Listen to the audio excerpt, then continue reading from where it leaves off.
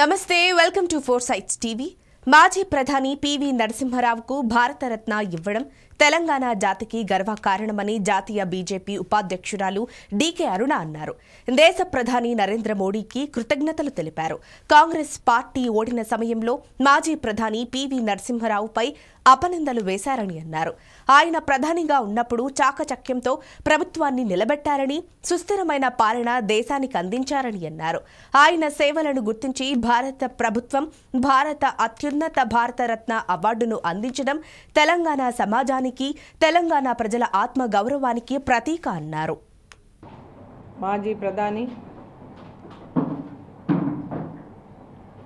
PV Narasimha Rao గారికి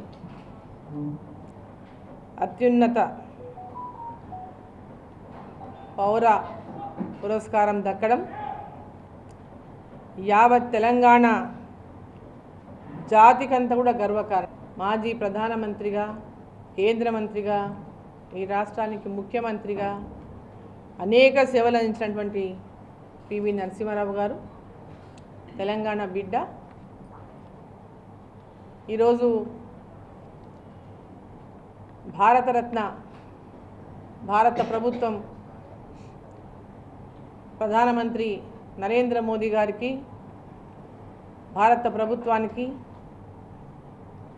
తెలంగాణ బిడ్డ అయిన భారతరత్న అవార్డుకు అర్హుడైనటువంటి పివి నరసింహారావు గారికి ఆ గౌరవం ఇవాళ అందించడం తెలంగాణ ప్రజలందరికీ గర్వకారణం. మా అందరి తరఫున, తెలంగాణ ప్రజలందరి తరఫున భారత ప్రభుత్వానికి, ప్రధానమంత్రి గౌరవనీయులు నరేంద్ర మోదీ గారికి హృదయపూర్వకంగా అభినందనలు, ధన్యవాదాలు తెలియజేస్తా ఉన్నాం. పివి నరసింహారావు గారి కుటుంబానికి అందరికీ కూడా శుభాకాంక్షలు తెలియజేస్తా ఉన్నాం. మనకందరికీ తెలుసు పివి నరసింహారావు గారు 91 నుంచి 96 వరకు ఈ దేశానికి ప్రధానిగా ఉన్నారు.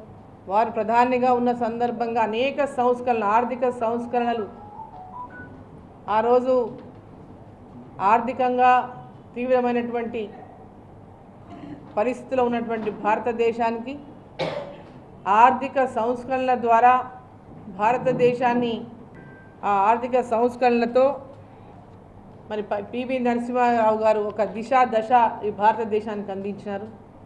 వాళ్ళు ఉన్నంతకాలం కూడా ఎక్కడ కూడా ఎవరికి కాంగ్రెస్ పార్టీ పివి నరసింహారావు గారికి ఏ రోజు కూడా ఆ ప్రశంసలను ఇవ్వలేదు. వారు ఎంత పెద్ద ఎత్తున కాంగ్రెస్ పార్టీకి కానీ, దేశానికి కానీ, అప్పుడున్న ప్రభుత్వానికి కానీ వారు అందించినటువంటి సేవలను గుర్తించి కూడా వారు గౌరవింపబడకుండా అవమానింపబడ్డారంటేనే ఇప్పటికీ అందరూ చెప్పుకుంటారు. ఎక్కడైనా బయట పెద్ద డిస్కషన్ జరుగుతుంటుంది. పివి నరసింహారావు గారికి వారు మరణించినప్పుడు అంత్యక్రియల సందర్భంగా ఎంత పెద్ద ఇన్సల్ట్ చేసింది, వారిని ఢిల్లీలో ఉంచకుండా ఎంబడే తెలంగాణకు పంపించేసింది అనేటటువంటి విషయాన్ని కూడా, అంటే ప్రధానమంత్రులకు అందరికీ కూడా ఢిల్లీలోనే ఉంచి వారిని అందరినీ కూడా అక్కడనే ప్రతి ప్రధానమంత్రికి వారి యొక్క ఘాట్స్ ఢిల్లీలో ఉంటే పివి నరసింహారావు అప్పటికప్పుడు వారిని ఏఐసిసి కార్యాలయంలో కూడా మృతదేహాన్ని అనుమతించకుండా హైదరాబాద్ పంపించిందంటేనే ఎంత పెద్ద అవమానం జరిగిందో, వారి కుటుంబ సభ్యుల ఆవేదన ఏ విధంగా ఉందో ఇప్పటికి కూడా అది ఎవరము మర్చిపోలేనటువంటిదని కూడా ఈ సందర్భాన్ని నేను తెలియజేస్తా ఉన్నాను.